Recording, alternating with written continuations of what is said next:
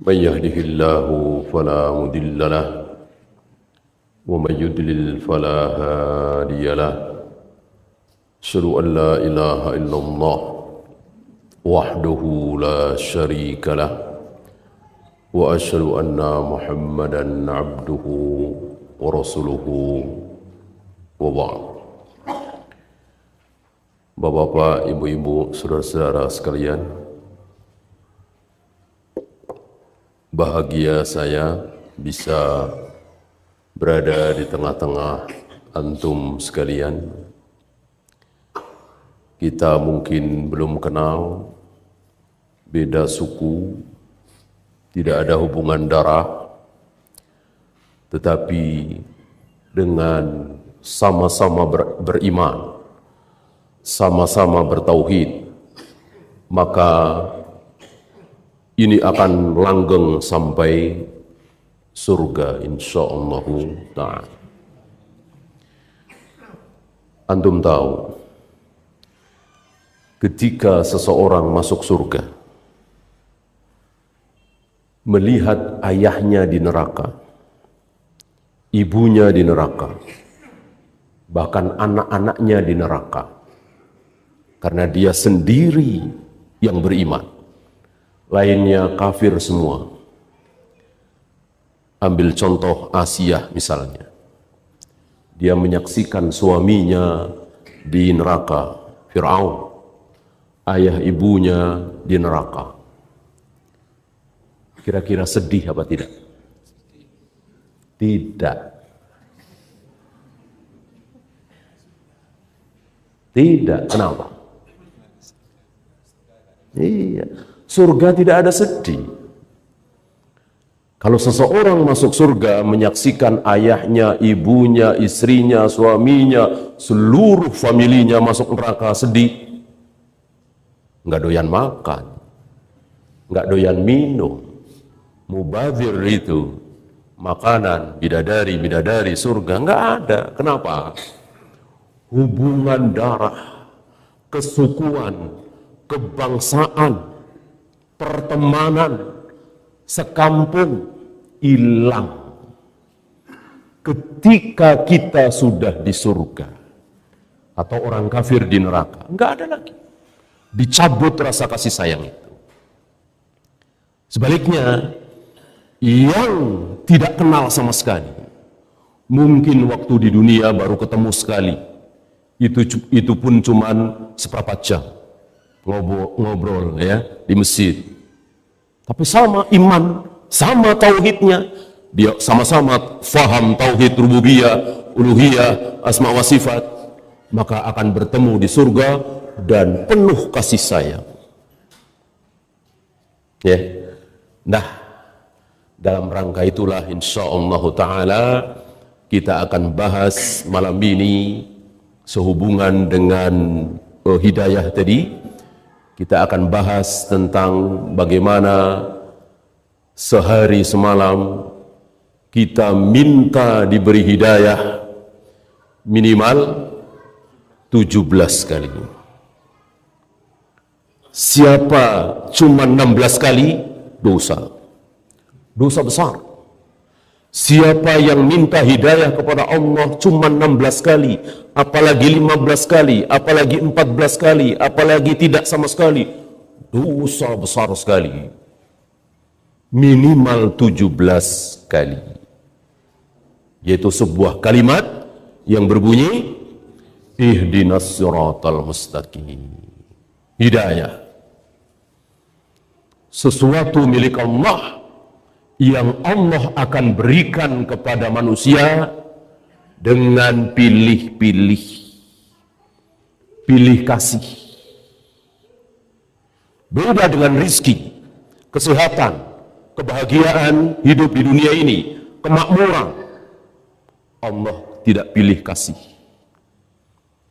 Yang muslim, yang kafir, yang ahli taat, yang ahli maksiat, semuanya diberi rizki apa tidak? Diberi. Kesehatan diberi, kebahagiaan. Kita lihat orang Buddha, orang Hindu, hidupnya penuh dengan kebahagiaan. Ada apa tidak? Banyak. Orang kafir, orang Yahudi, Nasrani, hidupnya melimpah ruah kekayaan. Adakah? Banyak. Rizki Allah berikan, tidak pilih kasih. Adapun yang pilih kasih adalah hidayah. Tidak semua orang Allah berikan hidayah. Abu Bakar Allah berikan hidayah, Umar Allah berikan hidayah, Utsman, Ali, Zubair, Tol'a Allah berikan hidayah. Tapi Abu Jahal, Abu Lahab tidak, Abu Thalib tidak. Padahal sezaman, ketemu setiap hari, bertemu dengan wajah Nabi setiap hari sama. Yang ini dapat hidayah, yang ini tidak. Ya. Maka kalau kita khawatir, takut tidak dapat rezeki, anak kita tidak punya kerjaan, masa depan suram, maka harus lebih takut lagi anak kita tidak dapat hidayah. Kita tidak dapat hidayah. Karena rezeki sudah dijamin. Adakah makhluk di muka bumi ini yang rezekinya tidak dijamin oleh Allah? Al-jawab tidak ada. Wa ma min dabbatin fil ardi illa 'ala Allahi rizquha. Tidak ada satupun makhluk di muka bumi ini, dabbah sekalipun, yang rizkinya tidak ditanggung oleh Allah. Tidak ada. Tidak ada manusia tidak dapat rizki. Maka takut nggak dapat rizki, takut nggak punya kerjaan, takut nggak bisa makan, takut nggak bisa nyekolahin anak. Ini ketakutan yang tidak wajar. Ya, takut dari siapa kira-kira? Ketakutan yang datang dari siapa? Dari syaitan, tepat sekali. Dan itu firman Allah. Ya, asy-syaitanu ya'idukumul faqra. Setan itu selalu menakut-nakuti dengan kemiskinan. Gimana? Anakmu 2 saja bingung nyekolahin. Gimana anakmu 7? Udah stop. Nah, ditakut-takuti dengan kemiskinan. Kalau kamu keluar dari perusahaan ini, perusahaan riba ini, bank ini, anak istrimu mau makan apa? Kamu sudah dapat gaji 15 juta, 20 juta, cari gaji segitu, sekarang sulit, mau makan apa? Lihat, setan selalu menakut-nakuti dengan kemiskinan di dunia ini. Adapun Allah menakut-nakuti dengan apa? Allah sama menakut-nakuti kita. Setan nakut-nakutin kita, Allah dan Rasulnya sama nakut-nakutin kita. Tapi Allah dan Rasulnya menakut-nakuti kita dengan apa? Neraka, siksa kubur, padang mahsyar, mizan, sirat. Itu yang kita disuruh takut oleh Allah. Kita kebalik. Dengar kemiskinan, dengar sulit cari lapangan kerjaan, setengah mati takutnya. Ya, maka memasukkan anaknya ke pesantren, jadi ustadz, takut. Gajinya berapa jadi ustadz? Ya. Beda dengan insinyur, dokter. Nah, lihat. Ya. Adapun nanti di neraka, nanti azab kubur, seolah dongeng saja. Tidak ada di hati kita. Ya. Nah, lihat dari ini. Salah satu ciri-ciri firqah dolal. Salah satu, bukan satu-satunya. Itu menakut-nakuti dengan itu. Di pengajiannya, di mimbar Jumatnya, kaum muslimin ditakut-takuti dengan kehidupan ini. Ya. Kalau kaum muslimin nggak ikut asuransi bagaimana? Kalau kaum muslimin tidak ada yang kerja di bank bagaimana? Kalau kaum muslimin nggak ikut-ikutan berpolitik gimana? Yang dibahas dunia. Kenapa nggak keluar? Kalau kaum muslimin nggak berjamaah sholat subuh, sholat isya gimana? Ini kan jelas menakut-nakuti manusia ala Allah dan Rasulnya, bukan ala syaitan. Ya, inilah hidayah. Jika kita takut kita tidak akan dapat rezeki, maka wajib kita lebih takut kita tidak dapat hidayah. Karena sekali lagi tidak ada yang tidak ditanggung rizkinya oleh Allah. Adapun hidayah tidak. Menurut antum yang dapat hidayah dengan yang tidak, kira-kira banyakan yang mana? Banyakan yang tidak. Ini mestinya lebih takut lagi. Ya. Hadis sahih riwayat Muslim. Di antara 1000 manusia, berapa yang masuk neraka? Di antara 1000 manusia, berapa yang masuk neraka? Sabda Nabi SAW, 999. Ya. Berarti orang baik dengan orang tidak baik, banyakan mana? Jelas banyakan tidak baik. Maka jangan jadi kebanyakan orang. Jadilah manusia yang sedikit. Caranya bagaimana? Taat kepada Allah dan Rasulnya. Ketika kita taat kepada Allah dan Rasulnya, insya Allah menjadi golongan yang sedikit.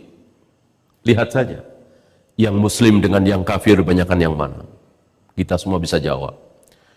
Yang muslim yang benar dengan yang aliran sesat, yang tidak mencontoh Nabi, banyakan mana? Kita semua bisa jawab. Yang sholat dengan yang tidak sholat, banyakan mana? Yang sholat berjamaah di masjid dengan sholatnya di rumah, banyakan mana? Yang menutup aurat dengan yang mengumbar aurat, banyakan yang mana? Terus. Maka semakin sedikit, semakin sedikit, semakin sedikit. Maka tepat sekali sabda Nabi, 1000 orang yang masuk surga hanya 1. Ya. Nah, kita bahas apa itu as-sirat. Saya kira ihdinas siratal mustaqim, antum tahu ya. Tunjukkanlah kepada kami ya Allah, jalan yang lurus itu seperti apa. As-sirat al-mustaqim. Jalan yang lurus itu seperti apa? Apa jalan yang pernah ditempuh oleh orang-orang Mu'tazilah, orang-orang Jahmiyah, orang-orang Jabariyah, Asy'ariyah, Maturidiyah, atau yang mana? Nanti akan kita tahu bahwa tidak mentang-mentang mengatasnamakan Islam, dia pasti benar, tidak sesat. Karena ini kan jalan juga kan. Adapun Yahudi Nasrani sudah jelas. Alhamdulillah, saya yakin antum semua yang hadir di sini tidak terkena subhat liberal, jil, karena memang ini nggak laku. Saya kira mereka menawarkan dagangannya itu sudah hampir 20 tahun, nggak laku. Dari mulai pulangnya sarjana lulusan IAIN, diberangkatkan ke Chicago, ke Kanada, ke Toronto, belajar Islam dengan para orientalis, kemudian pulang ke Indonesia, menjual dagangannya, mendakwahkan keyakinannya bahwa semua agama benar, semua agama sama saja, yang akan masuk surga bukan hanya kaum muslimin, tapi Buddha, Hindu, segala macam dan seterusnya. Alhamdulillah, dagangan mereka ini tidak laku. Maka panik mereka, ya. Maka diganti namanya, bukan jil lagi, ya, tapi diganti menjadi jin, ya. Saya kira antum tahu, nggak laku, alhamdulillah. Syubhat itu tidak sampai ke kampung-kampung. Kalau syahwat masuk ke kampung-kampung, ya. Kampung-kampung ada yang pakai rok mini. Ada yang pakai celana pendek, ya, perempuan, ya. Masuk itu syubhat itu, syahwat itu. Kalau syubhat ini, alhamdulillah tidak laku. Nah, yang terkena syubhat itu yang mengatasnamakan Islam. Pokoknya asal mengatasnamakan Islam, dia teriak la ilaha illallah Muhammadur Rasulullah, kitabnya Al-Quran, sholatnya 5 waktu, pasti benar, pasti masuk surga, tidak mungkin dia sesat. Betul? Betul? Salah. Salah. Berapa banyak orang yang teriak la ilaha illallah Muhammadur Rasulullah, kitabnya Al-Quran, sholatnya 5 kali dalam sehari berjamaah di masjid, tapi dia terancam neraka. Kenapa? Karena tidak memenuhi syarat as-sirat al-mustaqim. Maka ini yang akan kita pelajari. Sebetulnya jalan yang lurus itu yang mana? Allah sayang kepada kita. Allah tidak kejam. Allah tidak main teka-teki. Allah menjelaskan Al-Quran secara gamblang. Kalau kita mau belajar, maka ihdinas siratal mustaqim, jalan yang lurus itu Allah terangkan di ayat selanjutnya. Siratal ladzina an'amta 'alaihim. Siratal mustaqim, jalan yang lurus adalah jalannya orang-orang yang telah engkau beri nikmat. Lihat, ayat ini tidak mengatakan siratal mustaqim adalah jalannya orang-orang yang sholat 5 waktu, yang meyakini bahwa Al-Quran itu kitabnya, yang meyakini bahwa Tuhannya adalah Allah. Karena orang yang meyakini seperti itu masih bisa sesat. Sesat belum tentu kafir, awas, jangan salah paham. Ketika orang bilang sesat belum tentu kafir, tapi orang bilang kafir pasti sesat. Kafir pasti sesat. Yahudi kafir pasti sesat. Nasrani kafir pasti sesat. Buddha, Hindu, Konghucu kafir pasti sesat. Tapi ketika kita mengatakan Khawarij aliran sesat, pasti kafir? Belum tentu. Ya. Nah, orang yang mendakwahkan dirinya bertuhankan Allah, sholat menghadap ke kiblat Ka'bah, ahlul kiblat, kitabnya Al-Quran, dia ternyata masuk ke dalam aliran sesat, ini tidak mustahil. Kenapa? Karena dia keluar dari siratal mustaqim. Kenapa? Karena dia tidak mengikuti jalannya orang-orang yang telah engkau beri nikmat. Mari kita cari tahu siapa orang-orang yang telah diberi nikmat. Di sini pun Allah tidak main teka-teki lagi. Allah telah jelaskan.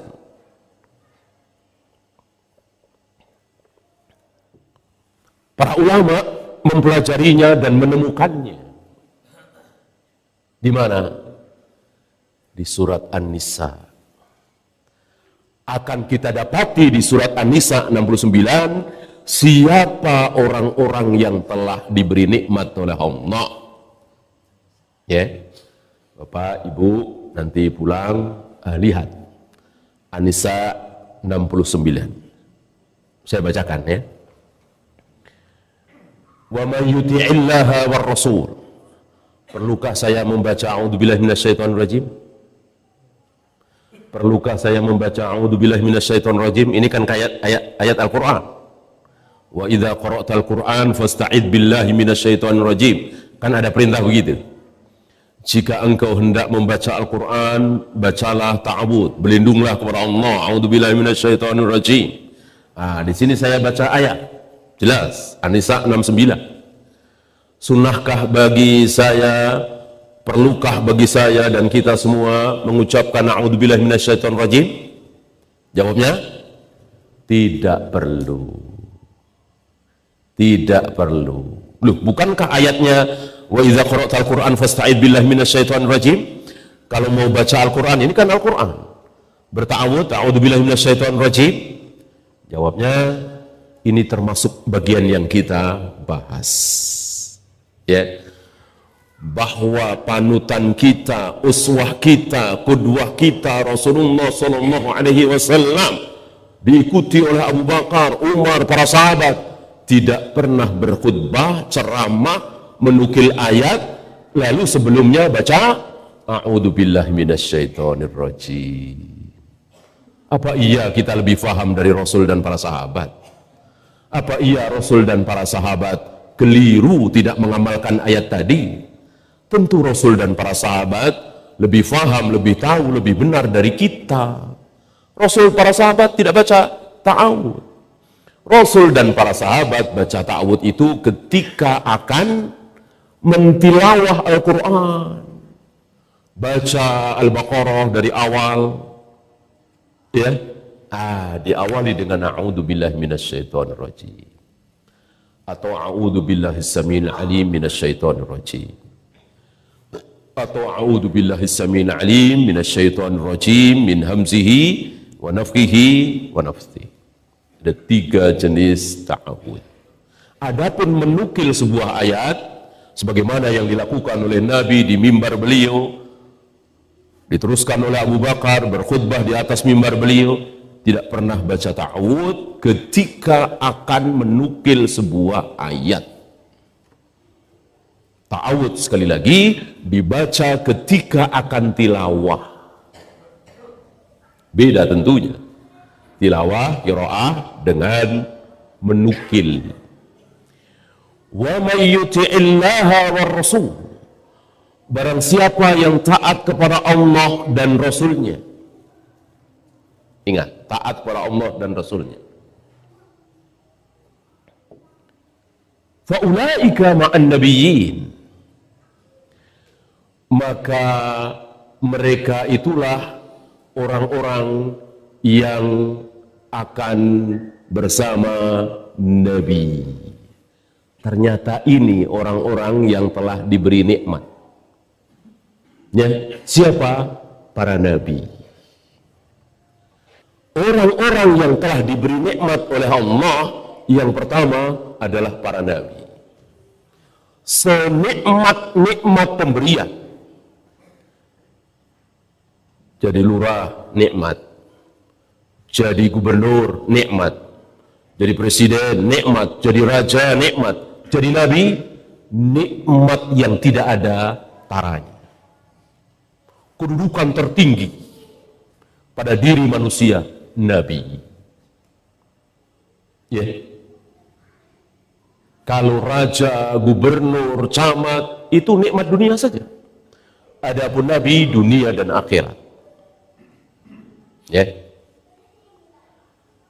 Nah, ada berapa nabi? Nah, Abu Zur'ah meriwayatkan sabda Nabi sallallahu alaihi wasallam 124.000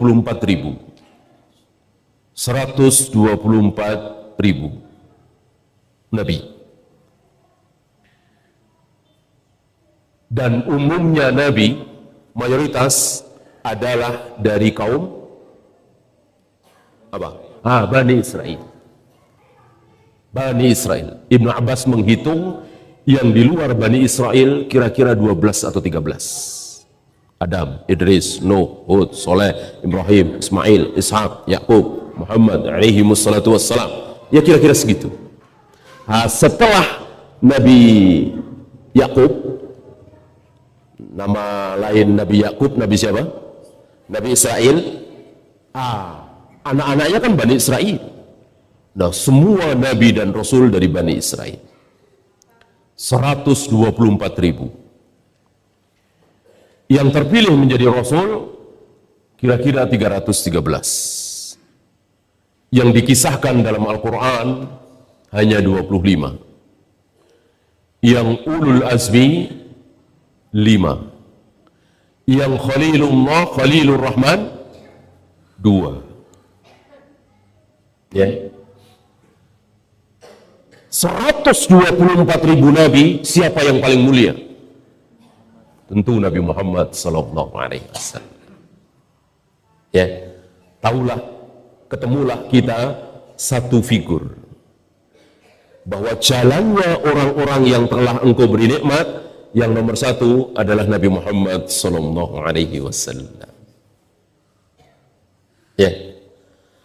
Apakah beliau saja? Wasyuhada, wasiddiqin, orang-orang siddiq,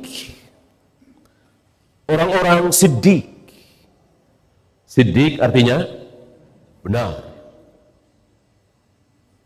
lebih benar lagi karena ada tambahan huruf dal. Kan benar kan sodik. Ini ada tambahan dal lagi. Siddiq, siddiqin, orang-orang yang benar. Kalau Nabi 124.000, kalau siddiqin tentu lebih. Karena semakin berkurang keutamaan, semakin banyak jumlahnya. Semakin utama, semakin sedikit. Maka tadi, Nabi sedikit, 124.000 tentu sedikit. Dibanding dengan yang bukan Nabi, entah berapa triliun manusia. Dari Nabi Adam sampai manusia terakhir. Sedikit kan? Yang Rasul 313 sedikit lagi. Yang dikisahkan dalam Al-Quran cuma 25 sedikit lagi. Yang Ulul Azmi lebih sedikit lagi. Yang Khalilullah lebih sedikit lagi, 2. Ya. Nah, Siddiqin yang jumlahnya lebih banyak dari Nabi Rasul, yang terbesar siapa? Siddiqul Akbar.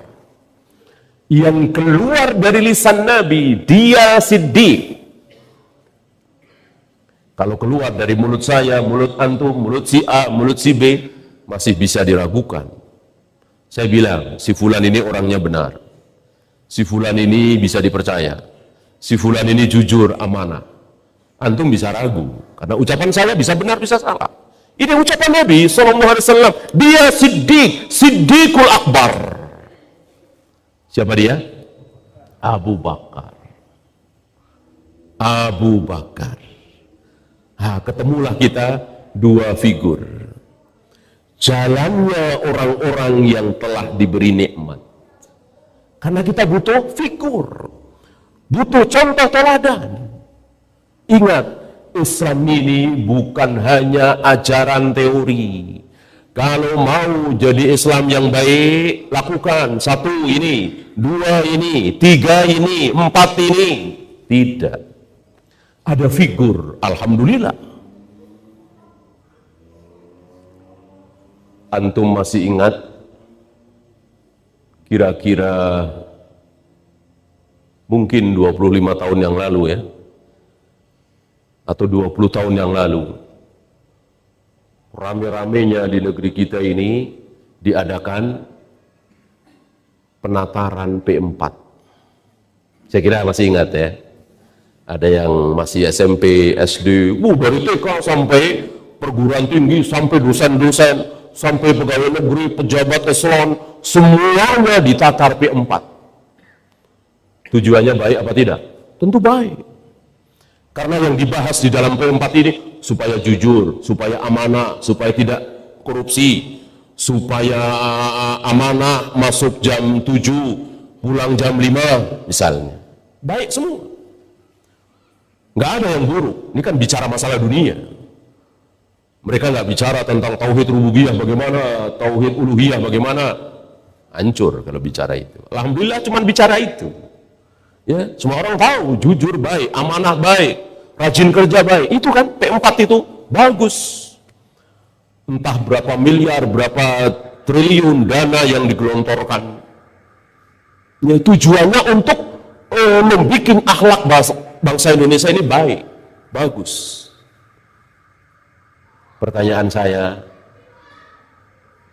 sukses apa gagal? Gagal total. Gagal total, semua kita tahu. Tujuannya baik, caranya baik, tapi gagal total. Kira-kira kenapa?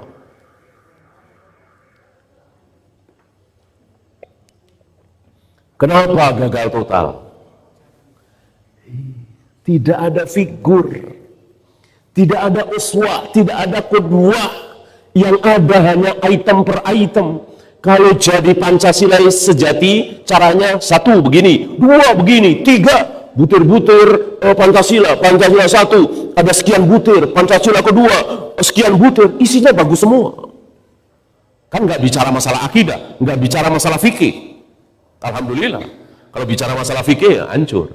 Ya. Sila pertama ada 10 butir, salah satu butirnya tentang tayamum, tentang wudu, ya hancur insya Allah ya. Alhamdulillah ini bicara masalah dunia dan itu benar semua, bagus. Tapi gagal karena apa? Tidak ada figur. Siapa pengamal P4 nomor 1? Nggak ada yang bisa jawab. Nomor 2 nggak bisa jawab. Yang ada hanya teori per teori. Tidak ada tatbikul amal sama sekali. Maka gagal total. Islam tidak seperti itu. Alhamdulillah Islam punya figur. Jadi kalau ingin tahu yang paling mengamalkan Al-Fatihah nomor 1 siapa? Rasulullah SAW, diikuti oleh para sahabat. Pengamal surat Yasin pertama kali siapa? Rasulullah SAW, diikuti oleh para sahabat. Yang mengamalkan surat Al-Baqarah, surat Ali Imran siapa? Rasulullah dan para sahabat. Rasulullah diikuti para sahabat. Itu figur. Maka ketika Aisyah ditanya, sebetulnya akhlak Nabi itu kayak apa sih? Nanya para tabi'in yang belum pernah bertemu dengan Nabi. Nanya kepada ibundanya Aisyah radhiyallahu anha, akhlak Nabi itu seperti apa? Apa jawab Aisyah? Kana khuluquhul Quran. Akhlak Nabi itu adalah Al-Quran. Senyum Nabi, ucapan Nabi, kejujuran Nabi, salatnya Nabi, wudunya Nabi, semua dalam rangka menafsirkan dan mengamalkan Al-Quran. Istilah sekarang Al-Quran berjalan, itulah Nabi SAW, diikuti oleh para sahabat ridwanullah alaihim jami'an. Maka kita jangan ngarang sendiri. Fa idza qara'tal Qur'an fasta'id billahi minasyaitonir rajim, seperti tadi. Jika engkau akan baca Al-Quran, bacalah ta'awud, a'udzubillahi minasyaitonir rajim.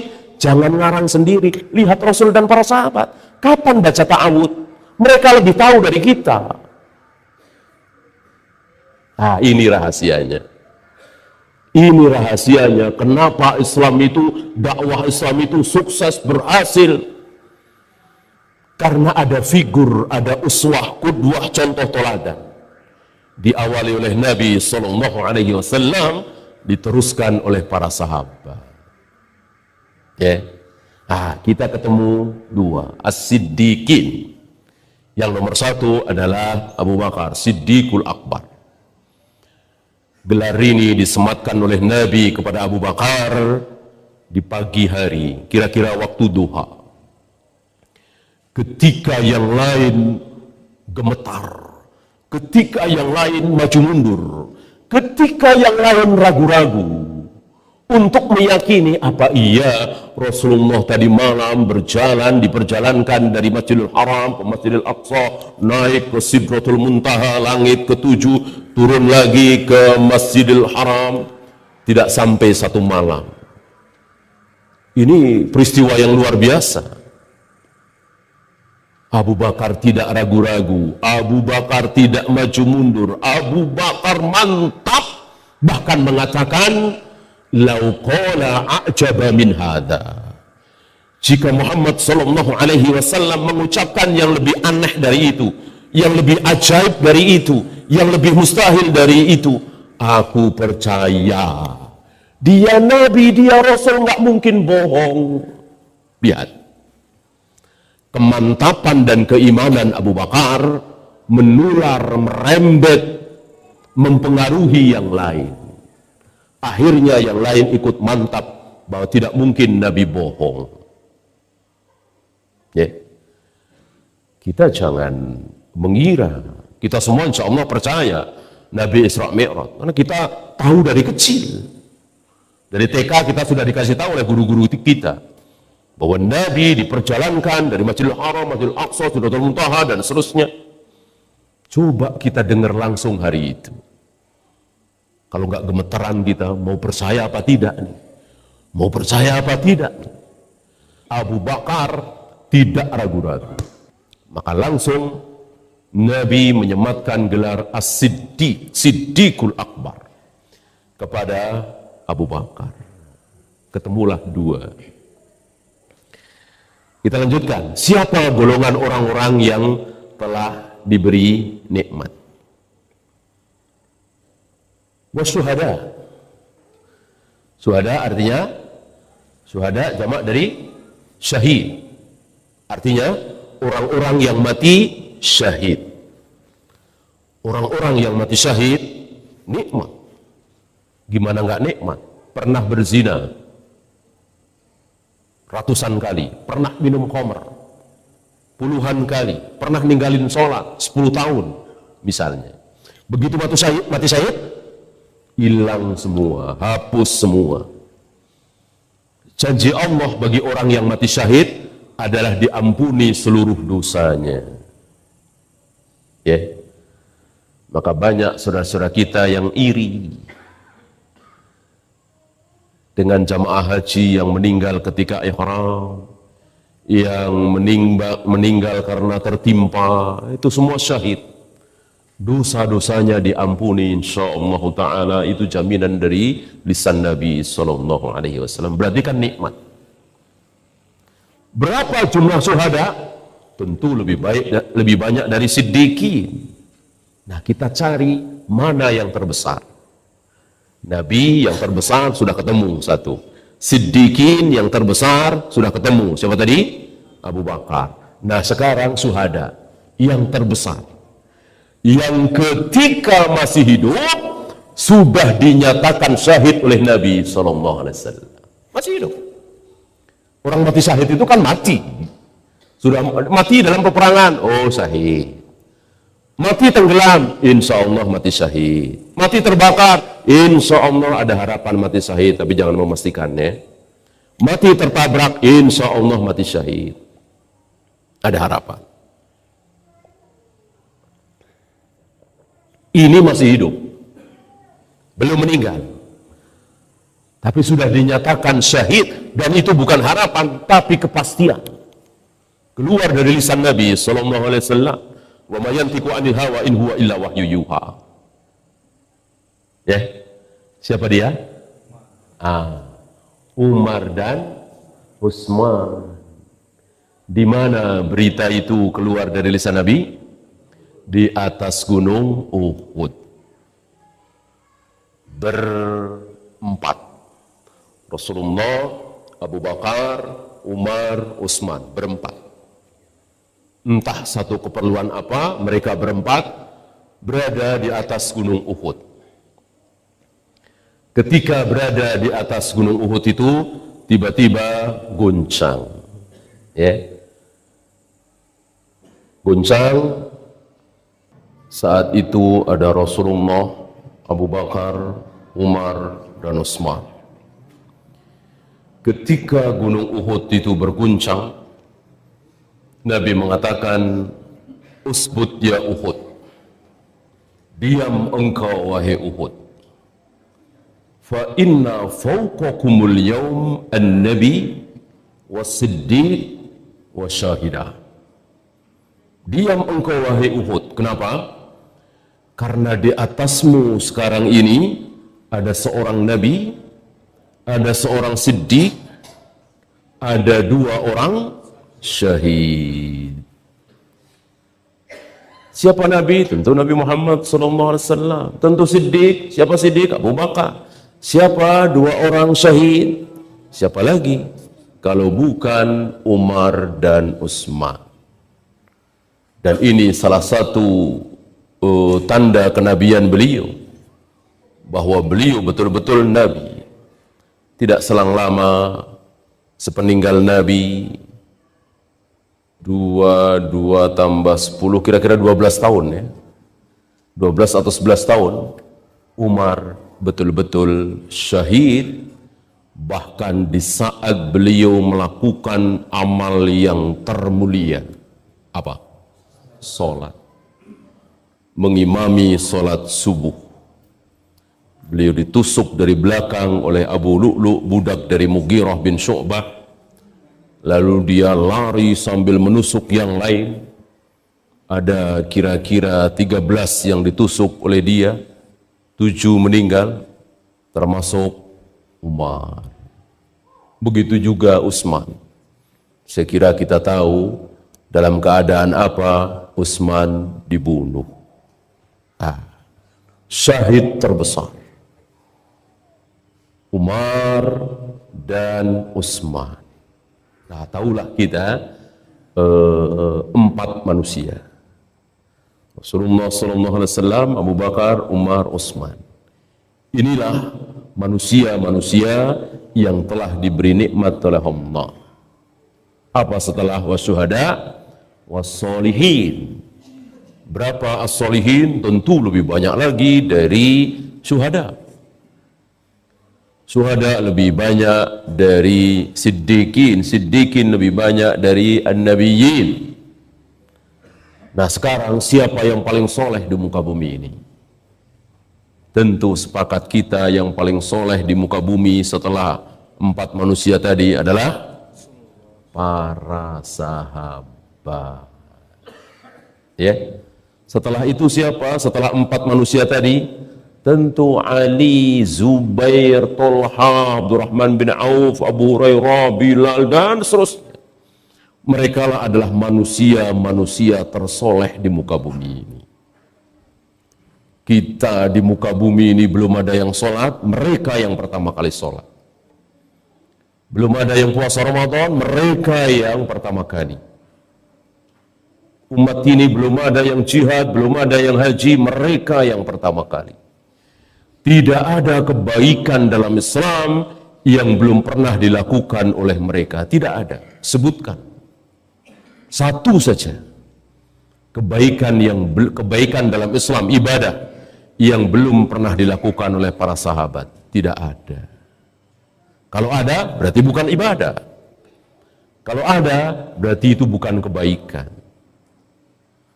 Ya. Hari ini ada orang puasa hari kelahiran masing-masing. Saya lahir hari Selasa Kliwon misalnya. Antum tahu Kliwon? Tahulah ya. Lalu Selasa Kliwon itu saya puasa. Ya. Si fulan lahir Jumat Pahing, maka Jumat Pahing itu dia puasa. Ya. Pernahkah ini dilakukan oleh para sahabat? Berpuasa di hari kelahiran masing-masing.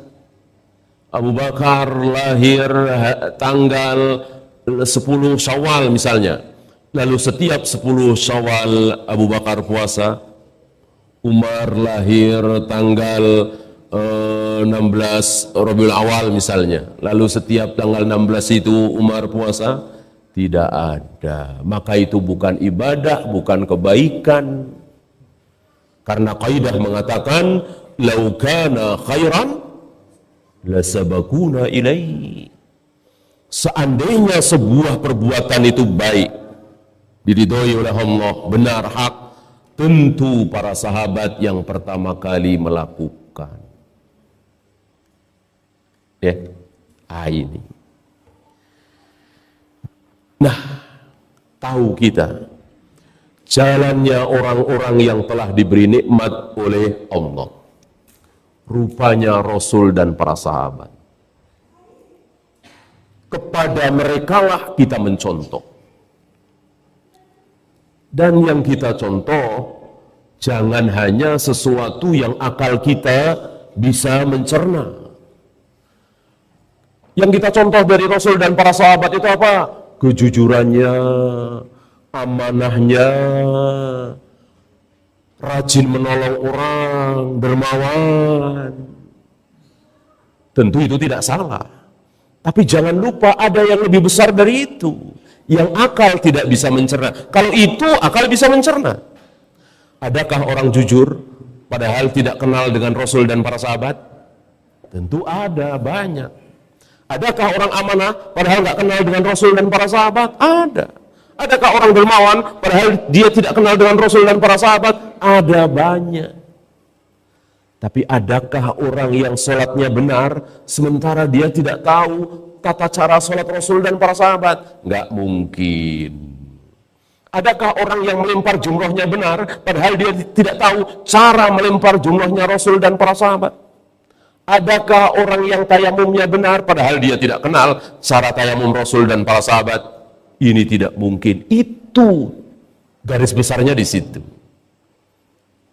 Ya, yang dikehendakinya di situ. Bukan yang tadi. Banyak para khutbah menitik beratkan mencontoh Rasul dan para sahabat itu apanya? Kejujurannya, amanahnya, dermawannya. Kalau itu nggak usah nyontoh Rasul dan para sahabat, bisa. Bisa. Lihat Bunda Teresa, Mahatma Gandhi, kenal dengan Rasul dan para sahabat? Enggak. Mengikuti manhaj Rasul dan para sahabat? Enggak. Tapi beliau jujur, beliau amanah, beliau rela mengorbankan waktunya, tenaganya untuk menyantuni orang-orang miskin. Orang baik beliau. Tapi sesat dan kekal di neraka selama-lamanya. Kita tidak boleh ragu mengatakannya. Karena apa? Karena tidak mengikuti Rasul dan para sahabat dalam hal ibadah mahdoh, dalam hal tauhid, dalam hal yang akal tidak bisa mencerna. Ya. Nah, dengan demikian maka tidak boleh tidak. Tidak ada pilihan bagi kita kecuali tayamum kita, wudu kita, melempar jumrah kita, mencium hajar aswad harus mencontoh Rasul dan para sahabat. Beda, terancam ibadah kita tertolak. Man amila amalan laisa alaihi amruna fahuwa radd. Barang siapa yang beramal ibadah kok tidak mencontoh kami, Rasul dan para sahabat, tertolak. Allah nggak mau terima ibadah-ibadah yang tidak pernah dicontohkan oleh Rasul dan para sahabat.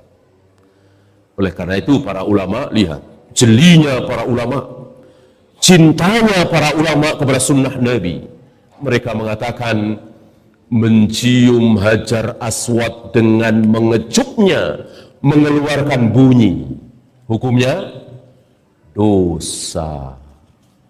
Lihat, sekedar kecupan mereka bilang dosa. Kenapa? Karena Rasul dan para sahabat tidak pernah mencontohkan mencium hajar aswad dengan mengecupnya. Rasul dan para sahabat mencontohkan hanya menempelkan bibir atau pipi beliau ke hajar aswad itu tanpa disertai kecupan. Maka disertai dengan kecupan bid'ah, karena melebihi dari apa yang dicontohkan oleh Rasul dan para sahabat. Lihat saudara-saudara kita hari ini, bukan sekedar kecupan ya, tapi diusek-usek ya, saking apanya biar puas ya. Nggak boleh seperti itu ibadah. Ibadah harus mencontoh Rasul dan para sahabat, tidak boleh larang sendiri dengan hawa nafsu. Kapan lagi saya, mumpung saya ada kesempatan mencium hajar aswad ya. Antum sedang duduk-duduk di depan Ka'bah, nunggu azan misalnya, duduk, tiba-tiba hajar aswad sepi, tumben-tumbenan, biasanya kan penuh sesak misalnya. Begitu sepi, antum datang, langsung antum cium ya. Berpahala apa dosa? Benar apa salah? Hak apa batil? Batil. Kenapa? Kenapa? Iya, Rasul dan para sahabat ketika mencium hajar aswad itu selalu sambil tawaf. Nggak ada Rasul dan para sahabat mencium hajar aswad tanpa tawaf. Nah, kita suka-suka kita, yang penting nyium. Ini contoh yang sangat sederhana, kecil. Ada contoh yang jauh lebih besar lagi. Bagaimana akidah kita, bagaimana tauhid kita. Apa kata Rasul dan para sahabat? Allah itu ada di mana? Di mana-mana di hati kita. Apa berada di arsy? Rasul dan para sahabat hanya mengucapkan satu kalimat, Ar-Rahmanu 'alal arsy istawa. Allah yang Maha Rahman itu berada di arsy, bersemayam di arsy. Ini yang besar, jauh lebih besar dari yang tadi. Walaupun yang tadi tidak boleh kita katakan kecil, sepele. Sesuatu di dalam Islam tidak boleh kita katakan kecil, sepele. Semuanya besar. Mau sujud, mau ruku, mau tayamum, mau melempar jumrah, mau mencium hajar aswad, semuanya adalah besar. Karena berakibat nanti di akhirat dan kekal. Pahala itu kekal. Sujud satu kali akan dibalas oleh Allah, balasan itu kekal.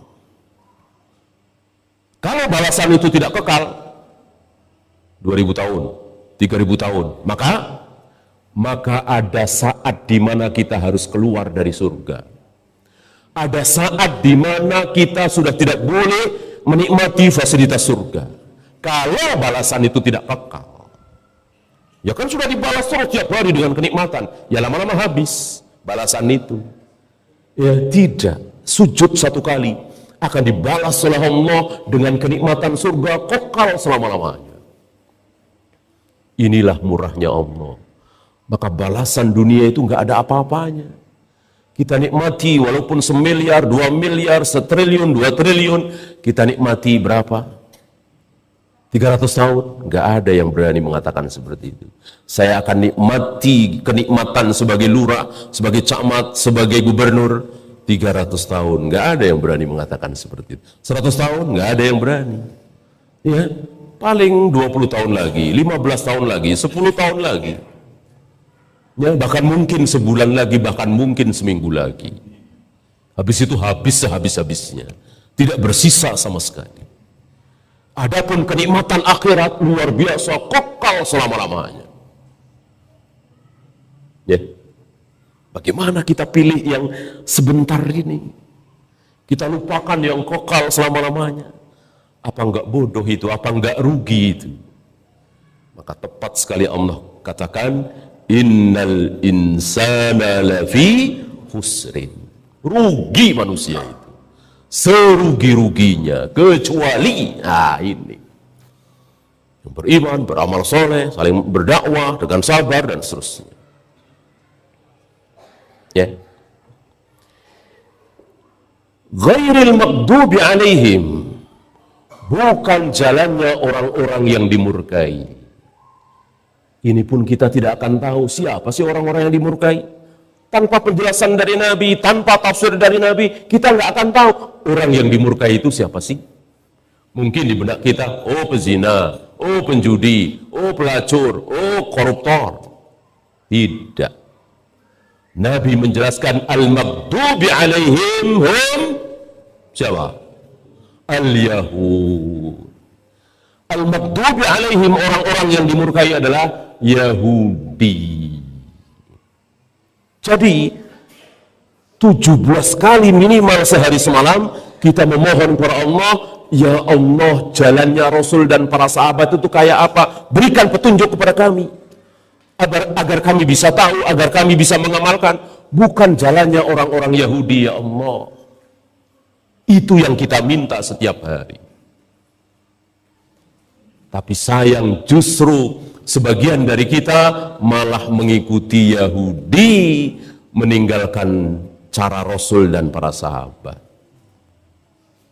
Ya. Kumis dikerok habis, jenggot dikerok habis. Cara siapa? Ya, cara Nasoro. Jenggot pangkas habis. Kumis dibiarkan memanjang. Cara Yahudi, cara Majusi. Padahal Nabi mengatakan khaliful Yahud, khaliful Nasara, khaliful Majus. Selisihi Yahudi, selisihi Nasrani, selisihi Majusi. Jangan sama dengan mereka. Itu baru sekedar jenggot. Baru sekedar kumis. Belum sholat, belum puasa. Ya. Maka Nabi menyuruh sekali-kali sholat pakai sendal, alas kaki, sepatu. Tentu tidak di masjid. Karena kan kita sering sholat di lapangan. Sholat Idul Fitri, sholat Idul Adha, sholat maya. Ya, itu kan disunahkan di tanah lapang. Nah, pakailah sendal. Karena apa? Orang-orang Nasoro sholat nggak pakai sendal. Lihat, sekecil itu.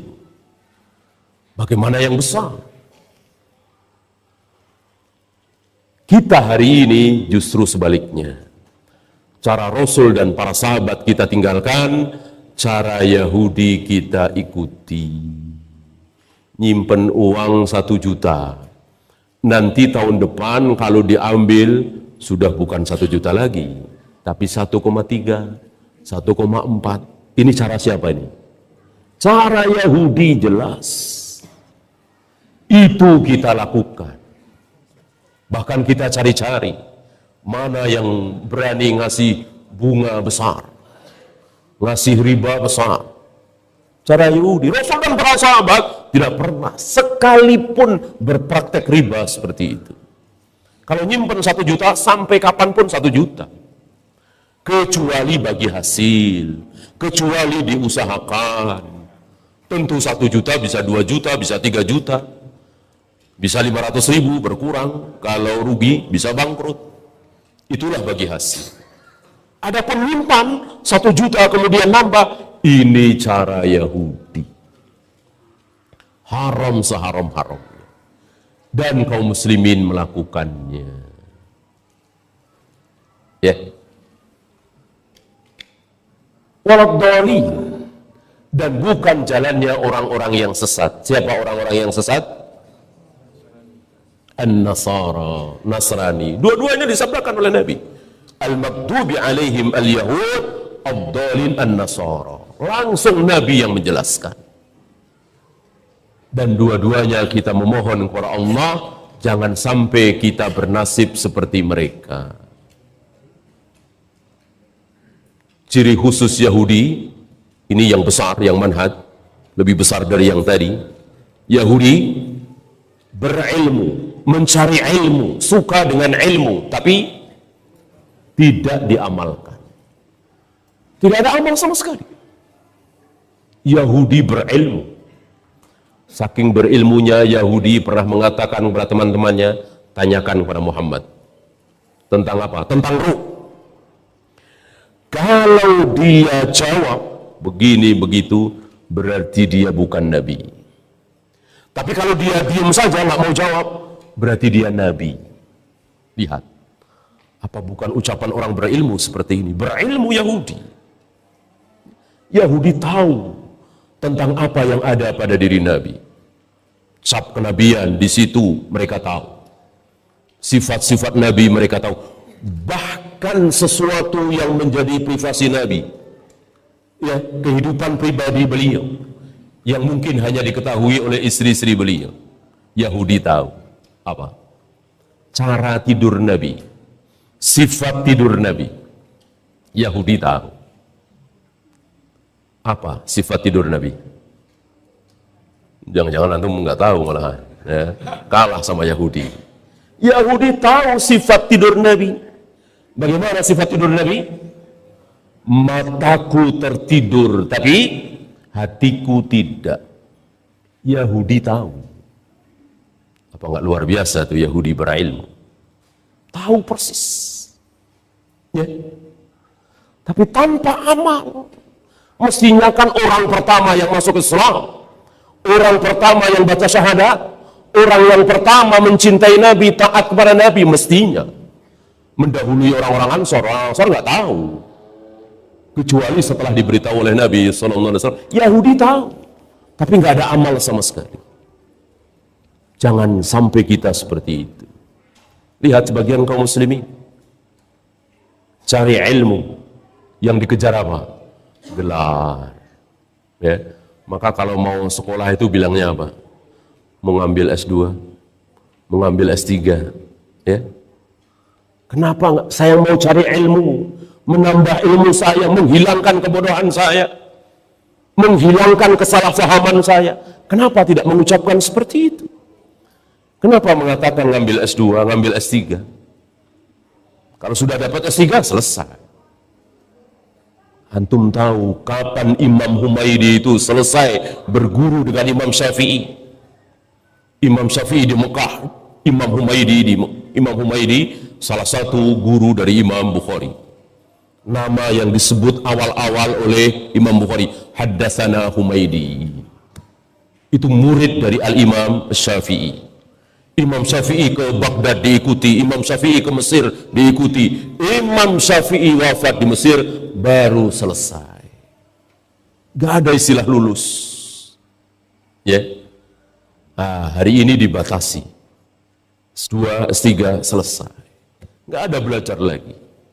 Gak ada para ulama seperti itu. Ya. Nah, jangan seperti Yahudi. Jadi ilmu adalah untuk ilmu. Mestinya ilmu untuk diamalkan. Kebalikannya Yahudi, Nasrani. Bagaimana Nasrani? Beramal tanpa ilmu. Lihat antum orang-orang Kristen, Nasara, Katolik, Protestan di gereja-gereja mereka beramal dengan nyanyi-nyanyi. Habis itu nangis-nangis, amalin tanpa ilmu sama sekali, tanpa kehidupan ilmiah. Sampai hari ini orang-orang Nasrani tidak pernah bertanya kepada para pendeta, para pastor, wahai Pak Pendeta, wahai pastor, apa iya Yesus kita, Nabi Isa, panutan kita, menyuruh kita bikin gereja dengan kiblat kemana saja, ya, kiblat ke jalan. Lihat kaum muslimin, sebodoh-bodoh kaum muslimin bikin masjid nggak asal-asalan. Ya, selalu kesananya itu ke Ka'bah, ke Mekah, minimal ke Saudi. Mereka tidak asal-asalan. Jalan ke sono ya ke sono, jalannya ke sini ya ke sini.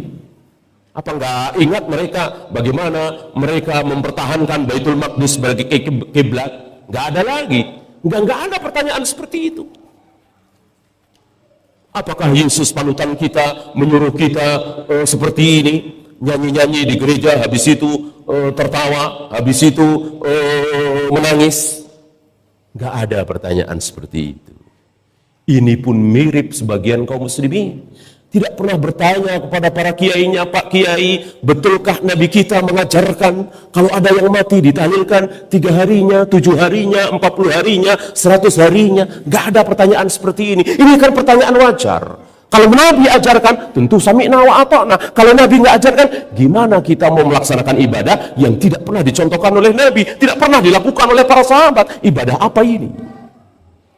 Apa iya Nabi kita mencontohkan Pak Kiai setiap melewati 12 Rabiul Awal lalu mengadakan maulid Nabi, memperingati kelahiran Nabi Muhammad SAW? Nggak ada pertanyaan seperti itu, kecuali orang-orang yang dirahmati oleh Allah. Dan sudah saatnya kita bertanya. Kan kita bukan budak, kita semua merdeka. Tentu kita wajib tahu, tanya kepada guru kita, kiai kita. Apa Nabi mengajarkan setiap pertengahan Sya'ban sholat nisfu Sya'ban? Pertanyaan sederhana, pertanyaan wajar. Kalau dijawab iya mencontohkan, ini hadisnya ini di Bukhari, ini di Muslim. Bukhari, Muslim, Abu Daud, Nasai, Tirmidzi. Sekarang mudah sekali, mudah sekali. Dulu kutubu tis'ah mungkin satu mobil nggak muat. Sekarang satu kantong ya muat, mencarinya tinggal klik. Mudah. Kenapa tidak kita bergunakan nikmat Allah yang sangat besar? Sudah waktunya. Jangan apa kata kiai, apa kata tuan guru, apa kata buya, apa kata syekh. Kebenaran milik Allah dan Rasulnya, bukan milik siapa-siapa. Wa in tanaza'tum fi syai'in farudduhu ila Allah war Rasul. Jika kalian berselisih dalam syai', ini tanpa alif lam, ini nakirah lil istidrak, apapun dalam agama ini, mau masalah tauhid, mau masalah akidah, mau masalah muamalah, semua dikembalikan kepada Allah dan Rasulnya. Ya, ini sudah waktunya kita belajar seperti ini. Sudah bukan zamannya lagi belajar apa kata si A, apa kata si B. Emang mazhab kami begini, sudah. Kalau nggak mau ya cari mazhab lain. Emang pelajaran kami begini, kalau nggak mau sudah. Buat apa qala Allah wa qala Rasul? Buat apa? Ingat Abu Sufyan waktu itu masih kafir. Ketika ditanya oleh Heraklius, Azimur Rum, pembesar Romawi, panjang pertanyaannya, salah satu pertanyaan, madza ya'murukum? Apa yang diperintahkan oleh dia Muhammad yang mengaku sebagai nabi itu? Keluar dari mulut Abu Sufyan ucapan yang hak. Apa? Fa'ala ma yaqulu aba'ukum. Tinggalkan apa yang diucapkan, apa yang dilakukan oleh nenek moyang kalian. Lihat, nabi yang menyuruh. Kita disuruh meninggalkan ucapan nenek moyang, bapak kita. Itu Nabi yang menyuruh. Kembali kepada ucapan Allah dan Rasulnya. Dan ini persatuan yang hakiki. Kalau masing-masing fanatik dengan madhab masing-masing, kiai masing-masing, guru masing-masing, kapan selesainya? Sudah waktunya kita tinggalkan semua. Kita kembali kepada qala Allah wa qala Rasul ala fahmi sahabah. Ya. Ya. Mungkin itu saja. Kita perluas insya Allah dengan soal jawab. Silakan.